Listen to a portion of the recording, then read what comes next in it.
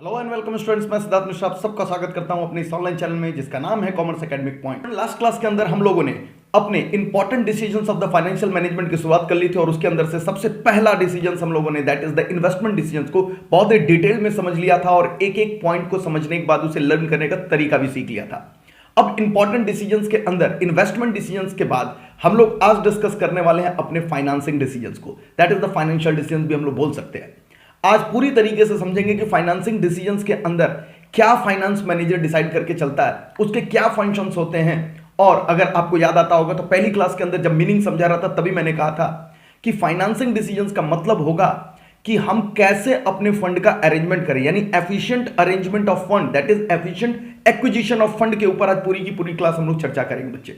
तो बिना किसी देरी के सारे बच्चे आ जाए स्क्रीन पर। इस समय आप देख सकते हैं यहां पर दैट इज फाइनेंसिंग डिसीजन हमारे सामने लिखा हुआ है, पेज नंबर 383 है। अगर आप मेरी किताब फॉलो कर रहे हैं तो कोई और किताब अगर आपके पास है तो बच्चे आप फाइनेंसिंग डिसीजन पे सीधे आ जाए और वहां पर ये सारी बातें आपको देखने के लिए मिलेगी जो मैं यहां पर डिस्कस कर रहा हूं। अब सुनने का ज्यादा प्रयास करेंगे क्योंकि मैंने पहले भी कहा हेडिंग्स इंपॉर्टेंट है, एक्सप्लेनेशन जो मैं बोलता हूं आप चाहो तो थोड़ा बहुत कहीं कहीं लिख लो और फिर उसको अपने आंसर्स में आप मिक्स करके अपने सॉल्यूशंस बना सकते हो एग्जामिनेशंस के अंदर।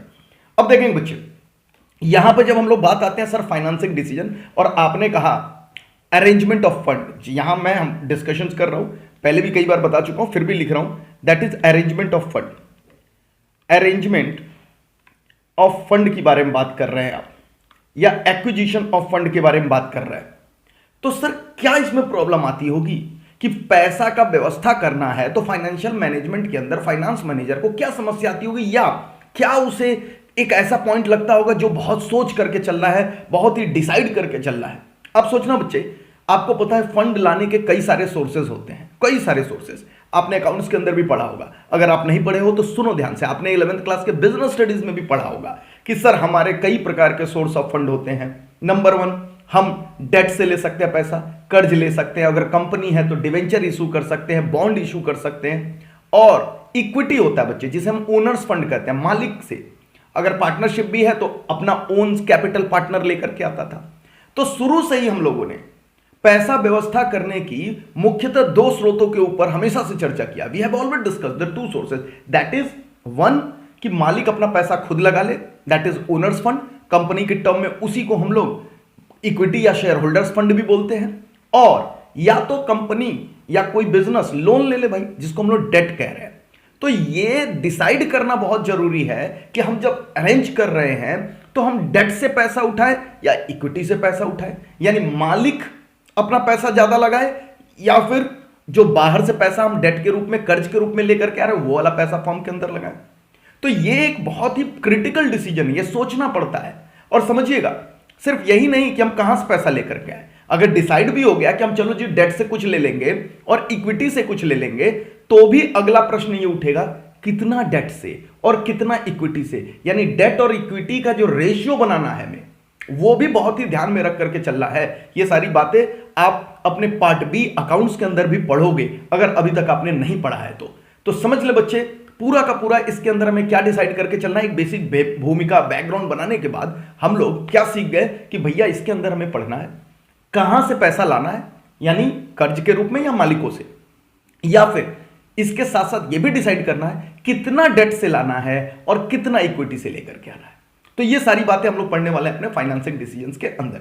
आप आएंगे पेज के ऊपर और यहां पर सिंपल टर्म में आप देख सकते हैं फाइनेंसिंग डिसीजंस में जो यहां पर लिख रहा है आपके टॉपिक के अंदर, from which source of finance और कैपिटल टू बी रेज्ड, यानी कहां से हम अपने कैपिटल या फिर फाइनेंस की व्यवस्था करें।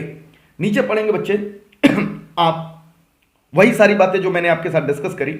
यहां पर भी आप देख सकते हैं mainly source of finance can be divided into 2 categories कह रहा है, that is owners fund and that is borrowed fund. आपको ओनर्स फंड को ही हम लोग इक्विटी भी बोलते हैं, इक्विटी भी बोलते हैं हम लोग, चाहे तो शेयर होल्डर फंड भी बोल सकते हैं कंपनी की टर्मिनोलॉजी में। बोरोड फंड में मतलब आपके पास में कुछ, यहां मैं इक्विटी के ब्रैकेट के अंदर यहां पे लिख सकता हूं शेयर्स वगैरह जो है आपके शेयर्स ईटीसी। और अगर हम लोग बोरोड फंड की बात करें तो हम लोग क्योंकि मोस्टली मैं कंपनी के टर्म में बात कर रहा हूं तो यहां मैं लिख सकता हूं आपको लोन लिख सकता हूं, मैं आपको यहां पर डिवेंचर्स लिख सकता हूं। तो इन माध्यमों से कंपनी पैसे की व्यवस्था करती है। तो 2 सोर्सेस के ऊपर हम लोग को डिसाइड करके चलना है। यस सर, समझ आ रहा है सर। और कितना कितना किस सोर्स से, एक तो है कौन सा सोर्स हो और दूसरा कितना किस सोर्स से हो, वो सारी बातें हम लोग लेकर के चलेंगे बच्चे। तो कुछ एग्जांपल्स भी यहां पर दिया हुआ है, ये सारे एग्जांपल्स आप देख सकते हो। जो share capital, retain earning constitutes the owners fund बोल रहा है, debentures, loan, bond constitutes the borrowed fund, ये सारी चीज हम लोग जान चुके हैं, इसमें हमें कोई भी दिक्कत नहीं आएगी। जो मेजर चीज यहां पर बोल रहा है क्वेश्चन इस टॉपिक के अंदर देखना, the main concern of finance manager is to decide, main concern क्या है फाइनेंस मैनेजर का, ये ध्यान देकर के हम लोग चलेंगे। और यहां कह रहा है to decide how much to raise from owners fund and how much to raise from borrowed fund. देखिए कितना पैसा हम ओनर्स फंड से ले यानी मालिकों का लगवाएं और कितना पैसा हम बाहर कर्ज के रूप में लेकर के आए बोरोड फंड। यही सबसे बड़ा डिसीजन है फाइनेंस मैनेजर का। और यह डिसाइड करने के लिए कौन कौन से फैक्टर उसे ध्यान में रखने होंगे, कौन कौन सी चीजें उसे प्रभावित करेंगी, उसी के ऊपर बनेगा यह पूरा टॉपिक, जो कि आपके एग्जामिनेशन के लिए most most most most most important है। यानी इनडायरेक्टली अगर मैं बोलूं आपको बच्चे, तो दैट इज आपको डेट और इक्विटी भी तय करना है, रेशियो तय करना है। डेट और इक्विटी रेशियो तो है ना, कितना डिवेंचर से लेकर के आए, कितना शेयर से लेकर के आए, मतलब कितना डेट से लेकर के आए और कितना हम अपने इक्विटी से लेकर के आए। तो इनडायरेक्टली डेट इक्विटी रेशियो ही तो देख रहे हैं ना कि हमारा डेट इक्विटी रेशियो कितना होना चाहिए, वही तो डिसाइड कर रहे हैं इनडायरेक्टली हम लोग। और मैं बार बार डेट इक्विटी रेशियोज पे इसलिए फोकस कर रहा हूं क्योंकि अभी थोड़ी देर बाद हम लोग एक और टॉपिक लेंगे जो कि सेम इसी टॉपिक से रिलेटेड है बच्चे, जब हम कैपिटल स्ट्रक्चर का टॉपिक पढ़ाएंगे। इसलिए बार बार मैं कह रहा हूं डेट इक्विटी रेशियो ही इनडायरेक्टली डिसाइड हो रहा है इस फाइनेंशियल डिसीजंस के अंदर। ओके सर, समझ आ रहा है सर, वेरी गुड। अब आकर के देखेंगे, थोड़ा सा मैं आपको थ्योरेटिकल ले चलूं और मैं आपको बताऊं कि कभी भी आप जब सोर्स ऑफ फाइनेंस या फिर आप उसके अमाउंट को, डेट इक्विटी रेशियोज को तय करते हैं कि कितना अमाउंट डेट से ले, कितना अमाउंट इक्विटी से ले, तो तीन बातें आपके ध्यान के अंदर रहनी चाहिए। थ्री मेजर फैक्टर याद रखिएगा, थ्री मेजर फैक्टर आपको ध्यान में रखना है। फैक्टर, हालांकि बहुत सारे और फैक्टर्स होंगे और सारी चीजें होती होंगी जो डिसाइड करती होंगी कि हम कहां से पैसा ले, लेकिन थ्री मेजर फैक्टर पे आप ध्यान रख करके चलेंगे। वो कौन कौन से फैक्टर होते हैं, कौन कौन से पॉइंट्स आपको ध्यान में रखना है? नंबर 1 पॉइंट ध्यान में रखना होता है बच्चे, दैट इज कॉस्ट। यस, कि सर हम लोग जब पैसा का अरेंजमेंट कर रहे हैं तो हम ये देखेंगे ना कि हमारा कॉस्ट क्या पड़ेगा। भाई कोई भी चीज फ्री में तो आती नहीं है, इस धरती पर कोई भी चीज फ्री है क्या? बिल्कुल भी नहीं सर, बिल्कुल भी नहीं। हाँ, कुछ क्लासेस जरूर हम लोग फ्री में डाल देते हैं यूट्यूब पे, मगर वो भी फ्री नहीं है, उसका भी लॉन्ग टर्म कोई ऑब्जेक्टिव होता है किसी संस्था का। ओके, नाउ कॉस्ट यानी जो पैसा आप ले रहे हो उसका भी कोई कॉस्ट है, यानी आप उसके ऊपर ब्याज दोगे, या ओनर का है तो आप डिविडेंड दोगे, ये सब उसके ऊपर क्या है? कॉस्ट है। और दूसरे नंबर पर जुड़ा होता है उसका रिस्क, यानी कितना रिस्की है, कितना रिस्की है, भी सारी डिस्कशंस करेंगे हम लोग। रिस्क यानी रिस्क फैक्टर को ध्यान में देख करके चलना पड़ेगा बच्चे कि रिस्क कितना एसोसिएटेड है उस सोर्स ऑफ फाइनेंस पे। जो ज्यादा रिस्की, उसमें नहीं लगाने का डर होगा, अगर आप क्षमता नहीं है रिस्क बियर करने की तो आप दूर भागोगे उससे, तो उसकी भी पूरी चर्चा करके हमें चलनी पड़ेगी। Cost, risk and third one is control. Third one is control. Control मतलब होता है मालिकाना हक, किसका डिसीजन मेकिंग में कंट्रोल होगा। आपको पता है वो इक्विटी का होता है, वो मालिकों का होता है, वो ओनर्स का होता है। तो तीन मेजर फैक्टर पर ये डिसाइड होता है। मेजर, इनके अलावा और भी मैं बहुत सारी चीजें पढ़ाऊंगा आपको, factors affecting the financing decisions, मैं अभी बहुत सारी चीज पढ़ाऊंगा, लेकिन ये तीन मेजर चीज इसलिए मैं बोल रहा हूं ताकि आपका दिमाग खुल जाए और इन्हीं तीन चीजों के आसपास वो सारी बातें घूमती हुई नजर आएंगी आपको। अब देखिए, मैं आपके साथ डिस्कस कर रहा हूं, सारे पॉइंट्स को मैं कोरिलेट करूंगा अपने पॉइंट में जाकर के। सर कॉस्ट के बारे में समझाओ, कॉस्ट कैसे होता है? आपको पता होगा बच्चे कि जब आप डेट से या लोन से या डिवेंचर से पैसे लेते हो तो उसके ऊपर ब्याज भरते हो, इंटरेस्ट भरते हो, तो that is cost, that is cost. और जब आप मालिकों से पैसा लेते हो, आप मतलब कंपनी, आप कंपनी हो ना, कंपनी समझ करके चलना, मालिकों से पैसा लेते हो तो जो भी प्रॉफिट बचेगा वो सब मालिक ले जाएंगे। तो प्रॉफिट भी तो एक तरीके से आप मालिक को कुछ पे कर रहे हो, तो कॉस्ट है कंपनी के पॉइंट ऑफ व्यू से। तो कंपनी कहते हैं कि हाँ वो भी मेरा कॉस्ट है, हम मालिक को भी दे रहे हैं, अगर डिविडेंड दे रहे हैं, उसके प्रॉफिट में हिस्सेदारी दे रहे हैं, तो कंपनी कहती है ये भी हमारा कॉस्ट है। भाई उस पैसे की व्यवस्था में ही तो मालिक को दे रहे हो ना, उस पैसे की व्यवस्था में ही तो आप अपने डिवेंचर होल्डर को ब्याज दे रहे हो। तो इंटरेस्ट और डिविडेंड, इस प्रकार की चीजें जो आप उस पैसे के लिए देते हो, दैट इज कॉस्ट। तो मैं एग्जांपल्स में यहां लिख सकता हूं, आप भी थोड़ी बहुत नोटिंग जरूर करा करें इसके अंदर। जैसे इंटरेस्ट, इंटरेस्ट किसके ऊपर? डेट के ऊपर। तो जितनी भी चीज लेते हैं आप, तो इंटरेस्ट ऑन डेट आपका हो जाता है कॉस्ट, और डिविडेंड ऑन शेयर्स, तो ये एक प्रकार का कॉस्ट है, याद रखिएगा। प्रॉफिट में हिस्सेदारी या इंटरेस्ट इस तरीके से, तो कॉस्ट बियर करती है कंपनी, आप समझ लेना। और जब आप डिटेल्ड एनालिसिस करोगे तो आपको पता चलेगा कि जो इक्विटी होती है यानी ओनर का जो फंड होता है वो कॉस्टली होता है। अब आपके दिमाग में आएगा सर कैसे कॉस्टली होता है, क्योंकि बच्चे इंटरेस्ट डिवेंचर्स के ऊपर तो फिक्स्ड है ना, फिक्स्ड है कि कितना भी कंपनी प्रॉफिट कमा ले इंटरेस्ट इतना ही जाएगा, इंटरेस्ट इज ऑलवेज फिक्स्ड, यानी इंटरेस्ट बढ़ेगा नहीं। लेकिन जो डिविडेंड होता है ना, कंपनी ज्यादा प्रॉफिट कमाती है तो ज्यादा डिविडेंड, कंपनी जितना ज्यादा प्रॉफिट कमाएगी उतना डिविडेंड, यानी समझ रहे हो, कंपनी प्रॉफिट कमाते जाएगी, डिविडेंड का अमाउंट बढ़ता जाएगा, यानी कंपनी मालिक को ज्यादा से ज्यादा पैसा देते जाएगी। तो कंपनी बोलती है कि मालिक तुम ज्यादा कॉस्टली हो, क्योंकि प्रॉफिट ज्यादा तो तुम्हारा कॉस्ट ज्यादा, यानी तुमको मुझे डिविडेंड ज्यादा मैं पे करूंगी तुम्हें, कंपनी कह रही है, क्योंकि कंपनी अलग है मालिक अलग है, तो कह रही है ज्यादा पे करूंगी। इसलिए टेक्निकल भाषा में जो इक्विटी होता है वो महंगा होता है।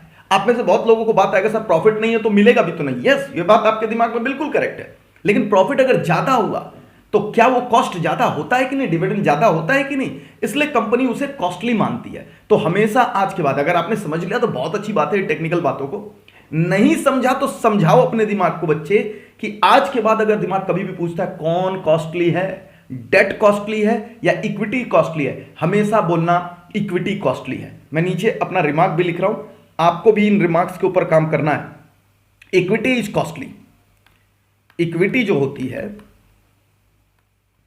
Is costly. कॉस्टली किसके कंपैरिजन में, डेट के कंपैरिजन में इक्विटी जो होती है वो कॉस्टली होती है। ये सारी बातें आपको ध्यान में रख करके चलना है, ठीक है सर, समझ गया कि इक्विटी कॉस्टली होती है डेट से। आगे हम लोग आते हैं हम रिस्क के ऊपर। अब समझना रिस्क क्या होता है। रिस्क होता है बच्चे कि कम वही वाली बात जो अभी कह रहे थे, नुकसान हुआ तो या प्रॉफिट नहीं हुआ तो। आप समझना, अगर कंपनी फायदे में है तो ठीक है, इंटरेस्ट देने में कोई प्रॉब्लम नहीं है, इंटरेस्ट देना पड़ेगा। लेकिन अगर नुकसान में है तो क्या तब भी इंटरेस्ट देना पड़ेगा कि नहीं? हां सर देना पड़ेगा। अब समझना, कंपनी अगर नुकसान में चले या फायदा ना हो तो भी इंटरेस्ट चार्ज अगेंस्ट प्रॉफिट होता है। यानी हर परिस्थिति के अंदर एक कंपनी को अपने डेप्ट के ऊपर इंटरेस्ट देना ही देना है, देना ही देना है, चाहे फायदा कमाओ या ना कमाओ। लेकिन प्रॉफिट्स के साथ ऐसा नहीं होता, डिविडेंड्स के साथ ऐसा नहीं होता। यानी मालिकों को अगर फायदा हुआ तो ही देना है, नहीं फायदा हुआ तो नहीं देना है। यानी अगर रिस्क की बात करूं मैं, तो आपको लग रहा होगा कि सर डेट के ऊपर ज्यादा रिस्क है, क्योंकि कहीं अगर कंपनी फायदा में नहीं आई, प्रॉफिट्स नहीं कमाई, तो फिर उसके ऊपर एक इंटरेस्ट का बर्डन पड़ा रहेगा, क्योंकि इंटरेस्ट तो देना ही देना है, चाहे आप कमाओ चाहे ना कमाओ। इसलिए इंटरेस्ट क्योंकि फिक्स्ड है, क्योंकि इंटरेस्ट हर परिस्थिति में देना है, इसलिए डेट रिस्की होते हैं। लेकिन इक्विटी महंगे भले होते हैं लेकिन रिस्की नहीं होते हैं। क्यों? क्योंकि कंपनी अगर फायदा ही नहीं कमाएगी तो इक्विटी को कुछ देगी ही नहीं, प्रॉफिट्स में कुछ देगी ही नहीं। इसलिए इक्विटी को लेस रिस्की माना जाता है और डेट को मोर रिस्की माना जाता है बच्चे। तो यहां पर रखेंगे हम लोग सेकंड पॉइंट के अंदर और यहां मैं लिख सकता हूं इंटरेस्ट ऑन डेट जो देना है is given even in loss, even in loss. अगर कंपनी लॉस में भी है ना तो भी देना पड़ेगा, याद रखिएगा। इसलिए जो कंक्लूजन है, जो रिमार्क्स, कंक्लूजन रिमार्क्स हम लोग लेकर के आ रहे हैं, वो क्या लिख रहे हैं हम लोग? Debt is more risk, debt is more risky, more risky. Yes, तो डेट के ऊपर बात कर लिया हम लोगों ने कि डेट ज्यादा रिस्की है, ये ध्यान देंगे। अब हम लोग बात करेंगे कंट्रोल की। अब कंट्रोल क्या होता है?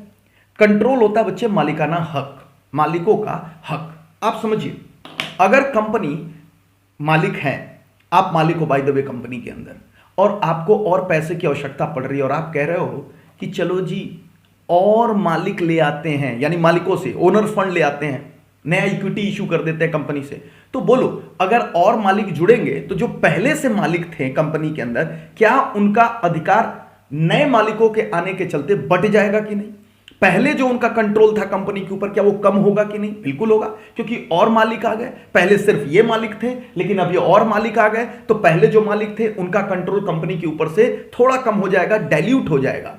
इसलिए इसको माना जाता है कि कंट्रोल को डाइल्यूट करता है, इक्विटी कंट्रोल को कम करता है। अगर हम इक्विटी से ही पैसा बार बार लेते आएंगे, तो जो पहले के मालिक रहते हैं उनका कंट्रोल खोने लगता है कंपनी के ऊपर से। लेकिन अगर पहले के मालिक जो हैं वो ये डिसाइड करे कि नहीं, कंपनी लोन पे पैसा लेकर के आएगी, डेट से पैसा लेकर के आएगी, तो फिर क्या होगा? जितने मालिक पहले थे उतने ही रह जाएंगे। यानी कंपनी कभी भी अपना कंट्रोल नहीं खोएंगे। पुराने वाले मालिक, यानी जो मालिक पहले थे उनका कंट्रोल बरकरार रहेगा, क्योंकि नए मालिक नहीं आ रहे हैं, पैसा डेट से आ रहा है। तो अगर कंपनी डेट से पैसा लेकर के आती है तो कंट्रोल डाइल्यूट नहीं होता। लेकिन अगर कंपनी बार बार इक्विटी से पैसा लाएगी, तो जो एग्जिस्टिंग मालिक हैं उनके निश्चित तौर पे उनका मालिकाना हक कम होने लगेगा, क्योंकि उनकी हिस्सेदारी और मालिकों में बंटने लगेगी। इसलिए कंट्रोल के अंदर भी ये पॉइंट आपको ध्यान में रख करके चलना पड़ता है बच्चे। तो इसके अंदर मैं ये रख सकता हूं कि डेट जो होता है वो डाइल्यूट नहीं करता है या कंट्रोल को अफेक्ट नहीं करता है। डेट डज नॉट अफेक्ट या डाइल्यूट लिख सकते हो ना, dilute control of existing owner, जो ओनर अभी हैं, एग्जिस्टिंग ओनर। तो बच्चे ये तीन बातें जो मैंने आपके साथ डिस्कस करी ना, ये आप ध्यान में रखते हुए जब डिस्कशंस करते हो कि कौन कौन से फैक्टर्स आपको अफेक्ट करते हैं फाइनेंसिंग डिसीजंस में, तो बहुत सारे पॉइंट आपके अपने आप ही दूर हो जाते हैं। तो तीन बात, कॉस्ट, रिस्क एंड कंट्रोल। अब ध्यान में अपने चलाओ, फटाफट रटना स्टार्ट करो, रटने में आप मास्टर हो। सबसे पहले कौन ज्यादा कॉस्टली है? तो इक्विटी ज्यादा कॉस्टली है। नंबर 2 रिस्क, कौन ज्यादा रिस्की है? तो डेट ज्यादा रिस्की है। कंट्रोल, कौन कंट्रोल को डाइल्यूट करता है? तो इक्विटी करता है, डेट डाइल्यूट नहीं करता, क्योंकि डेट अगर है तो एग्जिस्टिंग मालिक ही कंपनी के आगे भी मालिक रहेंगे। अब इन तीन बातों को ध्यान में रखते हुए हम लोग अपना टॉपिक उठाते हैं बच्चे और डिस्कशन स्टार्ट करते हैं, that is factors affecting financing decisions. फटाफट सारे बच्चे पहुंच जाएं अपने इस टॉपिक पर, factors affecting financing decisions. Yes, और सबसे पहला फैक्टर कि हम पैसा कहां से लें, कितना लें, डेट से कितना लें, इक्विटी से कितना लें, सबसे पहला ही बन गया पॉइंट, यहां पे दे सकते हैं cost. Yes, that is cost. क्या कह रहे हैं यहां पर, पढ़ेंगे। कह रहा है the cost of raising finance from various sources is different, finance manager always prefer the minimum cost. यानी फाइनेंस मैनेजर कहता है कि भाई जो सस्ता होगा उसे ले लेंगे। यानी क्या करेगा, वो खूब सारे कॉस्ट को कंपेयर करेगा और जो सस्ता होगा उसे ले लेगा। लेकिन खाली एक ये पैमाना थोड़ी होता है, वो सारे पैमानों को ध्यान में रखते हुए सिलेक्ट करेगा। लेकिन अगर सिर्फ कॉस्ट के बेसिस पे करे तो हमेशा वो डेट के लिए जाएगा। तो आपको बस ये ध्यान में रख करके आंसरिंग करना है, जो सस्ता है हमेशा फाइनेंस मैनेजर उसे ऑप्ट करेगा, लेकिन और भी पैमानों को ध्यान में रखते हुए आगे चलेंगे हम लोग। सेकंड पॉइंट आता है रिस्क। सारे पॉइंट मैंने आपके साथ डिस्कस किए। अगला पॉइंट है बच्चे रिस्क। यस, अभी आपको मैंने बताया कौन रिस्की है, डेट रिस्की है। क्यों? क्योंकि इंटरेस्ट हर हाल में देना ही देना होता है, तो डेट ज्यादा रिस्की है। तो अगर कंपनी रिस्क लेने के लिए तैयार है तो डेट के लिए जाओ भाई, और अगर कंपनी नहीं रिस्क लेने के लिए तैयार है, यानी कंपनी के पास प्रॉफिट्स ही नहीं है, एनफ प्रॉफिट्स आ ही नहीं रहे, तो कंपनी इक्विटी की ओर भागना पसंद करेगा। चलिए देखिए, कह रहा है more risk is associated with the borrowed fund, वही सारी बातें कर रहा है, as compare to the owner fund और सिक्योरिटी। इसलिए फाइनेंस मैनेजर क्या करता है, यहां देखिए, finance manager compares the risk with the cost involve. इसलिए फाइनेंस मैनेजर उस रिस्क को उस कॉस्ट के साथ कंपेयर करेगा और देखेगा कौन बैलेंस्ड में चल रहा है, कौन बैलेंस्ड में चल रहा है, मतलब एकदम मॉडरेट रिस्क फैक्टर को ध्यान में रखते हुए करेगा। आप अपने, ये जरूरी नहीं आप इन लैंग्वेजेस का प्रयोग करें। आपको मैंने क्या कहा, मैंने कहा कि company is ready to bear the risk. अगर कंपनी के अच्छे प्रॉफिट्स हैं और कंपनी इंटरेस्ट भर सकती है तो भैया रिस्क पे जा सकती है वो। क्यों? क्योंकि कॉस्ट सस्ता है डेट का। लेकिन कंपनी प्रॉफिट्स में ही नहीं है, कंपनी रिस्क बियर नहीं कर सकती, तो कंपनी भले ही महंगा है इक्विटी की ओर जाएगी। आप ऐसे भी आंसर लिख सकते हो। ओके सर, और सीधे मैं ना पहले फोर्थ पॉइंट डिस्कस कर रहा हूं, फिर मैं थर्ड पे आऊंगा, क्योंकि कंट्रोल कंसिडरेशन यहां पर है। अब कंट्रोल कंसिडरेशन, अब समझिएगा, अगर एग्जिस्टिंग शेयर होल्डर जो मौजूदा मालिक है उन्हें कोई दिक्कत नहीं है कि और नए मालिक आ जाए और उनका कंट्रोल थोड़ा सा कम हो जाए, तो कंपनी इक्विटी के लिए जा सकती है। लेकिन अगर मौजूदा मालिक कहते हैं कि नहीं जी, हम अपने कंट्रोल को डाइल्यूट नहीं होने देंगे, अपने कंट्रोल को कम नहीं होने देंगे, तो कंपनी को डेट की ओर भागना पड़ेगा, डेट से पैसा का इंतजाम करना पड़ेंगे। क्या कह रहे हैं यहां पर? If existing share holder want to retain the complete control of the business, यानी जो मौजूदा मालिक हैं अगर वो अपना कंट्रोल नहीं खोना चाहते, यानी कंप्लीट कंट्रोल अपने कंपनी का अपने पास ही रखना चाहते हैं, तो क्या करेंगे वो? देखिए यहां कह रहा है they would prefer borrowed fund security to raise the further fund. सीधा बात है, वो आगे बोरोड फंड से ही उस पैसे का व्यवस्था करेंगे। लेकिन अगर इफ दे डोंट माइंड, कह रहा है if they don't mind to lose the control, अगर अपना कंट्रोल खोने में उनको कोई भी दिक्कत नहीं है, तो भैया वो जा सकते हैं ओनर्स फंड्स के लिए, वो इक्विटी से पैसा व्यवस्था कर सकते हैं और मालिक जोड़ लो भाई, आपका थोड़ा सा अधिकार कम हो जाएगा। तो ये 3 पॉइंट जो मैंने कहा मेन है, ये आपके दिमाग में हमेशा रहना चाहिए। Cost, risk and control, cost, risk and control, cost, risk and control. Okay, अब मैं थर्ड पॉइंट पे आ रहा हूं, कैश फ्लो पोजीशंस। अब ये सब आ गए पॉइंट थोड़े से फाइनेंशियल नेचर के, थोड़े से रुपए पैसे और आपके फाइनेंशियल पोजीशंस के आधार पर डिसीजंस होंगे। यहां पर आ गए हम लोग बच्चे, और यहां पर कह रहा है cash flow position. Yes, cash flow position. अब कैश फ्लो पोजीशन आपने इन्वेस्टमेंट डिसीजंस के अंदर भी देखा था, कैश फ्लो, वो वाला कैश फ्लो नहीं है। अब समझना, अगर कंपनी एनफ कैश जनरेट कर रही है, अगर कंपनी के पास कैश इनफ्लो है, तो कंपनी क्या आसानी से अपने ब्याज और इंटरेस्ट पे कर सकती है कि नहीं कर सकती है? यानी ये नहीं देखना है कि कैश आ रहा है कि नहीं आ रहा है, नहीं नहीं नहीं, नहीं। कंपनी क्या एनफ, क्योंकि हमें इन्वेस्टमेंट से कैश इनफ्लो आता है, यहां हम देख रहे हैं किसी भी सोर्सेस से हमारे पास अगर कैश इनफ्लो आ रहा है, यानी मौजूदा हमारी कैश फ्लो पोजीशन स्थिति अच्छी है, तो हम अपने ब्याज को यानी फिक्स्ड इंटरेस्ट को आसानी से भर सकते हैं, हमें कोई प्रॉब्लम नहीं होगी, तो फिर हम बोरोड फंड के लिए जा सकते हैं। लेकिन अगर हमारे कैश फ्लो पोजीशंस नहीं अच्छे हैं, यानी अगर हमें कैश इनफ्लोज नहीं आ रहे हैं, हम जिस प्रोजेक्ट में पैसा लगाए वहां से अगर हमें कैश इनफ्लो अच्छा नहीं आ रहा है, तो भैया हम फिर अपने फिक्स इंटरेस्ट कहां से भरेंगे, हम अपने ब्याज को कैसे भरेंगे? और तब हमें जाना पड़ेगा अपने इक्विटी की ओर। क्यों? क्योंकि इक्विटी में फायदा हुआ तो देना है, नहीं हुआ तो नहीं देना है, पैसा तो दो, नहीं है तो मत दो, वो वाली स्थिति आ जाती है। इसलिए कैश फ्लो पोजीशंस देखना है। आइए देखिए क्या कह रहा है, कह रहा है the cash flow positions of the company also helps in selecting the security. कैसे मदद कर रहा है? कह रहा है with smooth and study cash flow companies can easily afford the borrowed fund security. देखो कह रहा है कि अगर उसके पास अच्छे कैश फ्लोज हैं, आ रहे हैं, खूब कैश फ्लो इनफ्लो, तो आसानी से वो क्या कर सकता है, बोरोड फंड में जा सकता है, क्योंकि ब्याज आसानी से पे कर देगा। लेकिन अगर शॉर्टेज है भैया, तो भैया ओनर्स फंड में जाओ। क्यों? क्योंकि तब डिविडेंड के तुम्हारे सर पे प्रेशर तो नहीं होगा, मालिक खुद डिसाइड करेंगे कैसे पे करना है। ठीक है, तो कैश फ्लो पोजीशंस को ध्यान में रख करके चलेंगे। फ्लोटेशन कॉस्ट, अब ये बड़ा इंपॉर्टेंट है, हालांकि मैं इसे कॉस्ट का ही पार्ट मानता हूं, लेकिन फिर भी मैं आपको कॉस्ट, फ्लोटेशन कॉस्ट के बारे में थोड़ा सा बता दूं। ये फ्लोटेशन कॉस्ट क्या होता है ना, जैसे आप शेयर इशू करते हो, तो शेयर इशू करने के कुछ खर्चे होते हैं, अरे प्रोस्पेक्टस छपवाना पड़ता है, आपको कुछ ब्रोकरेज या कमीशंस देना पड़ सकता है अपने शेयर्स को बिकवाने के लिए।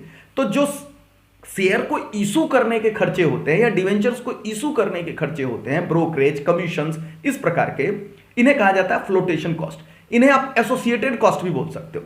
यानी सिक्योरिटी को लॉन्च करने का, सिक्योरिटी को इशू करने का जो खर्चा आता है, अतिरिक्त खर्चा, ब्याज और डिविडेंड नहीं, अतिरिक्त खर्चा, एडिशनल एक्सपेंस, उन्हें छपवाने का, प्रचार कराने का, उनके लिए कोई रजिस्ट्रेशन डॉक्यूमेंट्स फाइल कराने का, ये सारी चीजों का, उन्हें कहते हैं फ्लोटेशन कॉस्ट। तो यस, आप जब पैसे की व्यवस्था करोगे तो अपने फ्लोटेशन कॉस्ट भी देखोगे, कहां मेरा कमीशन ज्यादा लग रहा है, कहां मेरा डॉक्यूमेंटेशन कराने में खर्चा ज्यादा पड़ रहा है, तो ये सारी चीजें भी आप देखोगे। जहां सस्ता पड़ेगा वहां आप जाओगे, अगर डिबेंचर्स में सस्ता है, डेट में सस्ता है, डेट में जाओ, अगर आपको इक्विटी से लगता है सस्ता है, तो इक्विटी से पैसा का व्यवस्था करो। These are the simple thing. तो ये भी कॉस्ट से रिलेटेड है। कह रहा है it refers to the cost involve in issue of securities. कह रहा है इशू ऑफ सिक्योरिटी, जो भी आप सिक्योरिटीज को इशू करते हो, चाहे डिवेंचर्स को चाहे शेयर्स को, जैसे एग्जांपल में यहां दे भी रहा, that is brokers commissions, underwriters fees, expenses on prospectus etc.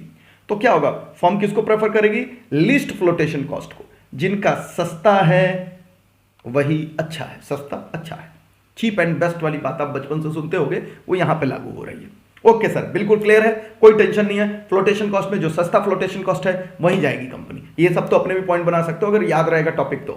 चलेंगे अगले में आ रहे हैं हम लोग, fixed operating cost. Yes, now ये बड़ा टेक्निकल और बढ़िया चीज है सोचने का। जनरली हमें लगता है सर ऑपरेटिंग की बात क्यों हो रही है यहां पर, ऑपरेटिंग में तो कहीं नहीं आता ब्याज वाज की बातें, फिर भी ऑपरेटिंग में क्या होता है अब समझना। आपको पता है बच्चे, ऑपरेटिंग कॉस्ट वो कॉस्ट होते हैं जो डे टू डे बिजनेस को चलाने के लिए खर्चे किए जा रहे हैं, दैट इज ऑपरेशनल नेचर के खर्चे।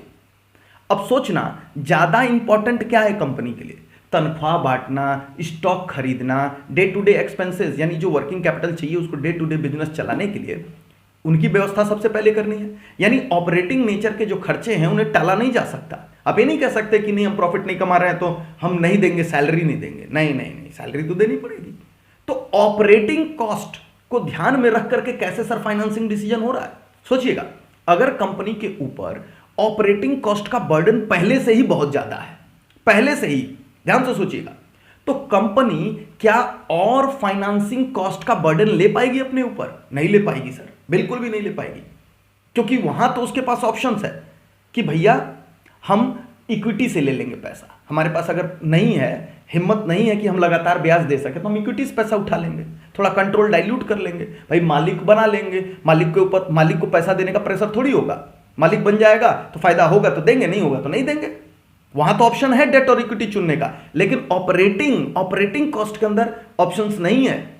यानी अगर कंपनी को कुछ ऑपरेशनल खर्चे करने हैं तो करने हैं, इसलिए कंपनी क्या देखती है, अगर कंपनी को ऑपरेशनल खर्चा पहले से बहुत ज्यादा है तो कंपनी और अपने ऊपर ब्याज का बर्डन नहीं लेना चाहती। कहती है नहीं नहीं नहीं, पहले से इतना सैलरी पे कर रहा है, इतना चार्ज अगेंस्ट प्रॉफिट मेरा पहले से ही है, ऑपरेशनल नेचर का ऑपरेटिंग फिक्स्ड कॉस्ट, कि हम और इंटरेस्ट का फिक्स्ड कॉस्ट का बर्डन नहीं ले सकते।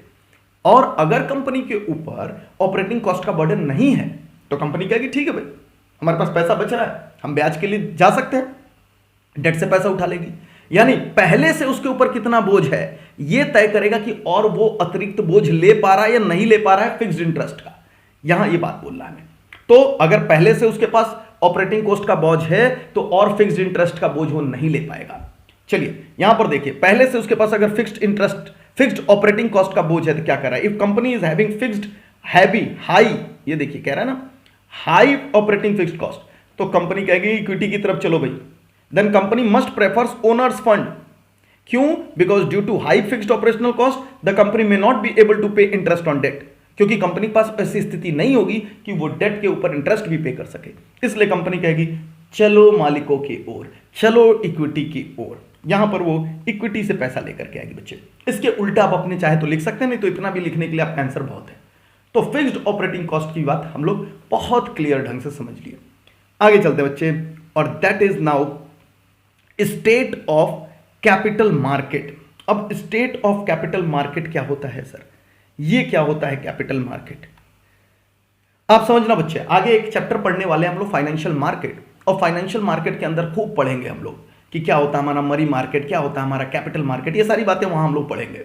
अब फिलहाल अपने दिमाग के अंदर आप ये बात समझ लीजिए कि आपका कैपिटल मार्केट वो मार्केट होता है जहां से हम लंबे तौर पे अपने पैसों की व्यवस्था, जैसे सब्जी बाजार में सब्जी लेने जाते हो ना, वैसे ही आपका होता है कैपिटल मार्केट, जहां आप पैसे लेने जब जाते हो लॉन्ग टर्म के लिए, तो वहां पर आपको डिवेंचर्स, शेयर्स, सारी चीजें अवेलेबल मिलती हैं, सारी चीजें अवेलेबल मिलेंगी आपको। तो उस बाजार को हम लोग कहते हैं that is capital market. Capital market आजकल हालांकि सब कुछ ऑनलाइन हो गया, तो ऑनलाइन ही हम सारे पैसे की व्यवस्था वगैरह करते हैं, तो वो कहलाता है बच्चे कैपिटल मार्केट। अब कह रहा है कि सर कैपिटल मार्केट कैसे कैपिटल मार्केट हमें डिसाइड करेगा कि हम इक्विटी से पैसा ले या फिर हम अपने डेट से पैसा ले? करेगा बच्चे, क्योंकि यहां पर आकर के देखिए, आपको पता होगा बिजनेस साइकिल, लास्ट क्लास में भी मैंने आपके साथ डिस्कस किया था। बिजनेस साइकिल मतलब होता है बूम पीरियड और रिसेशन पीरियड, ये दो चीज पर्टिकुलरली हम लोगों ने डिस्कस किया था।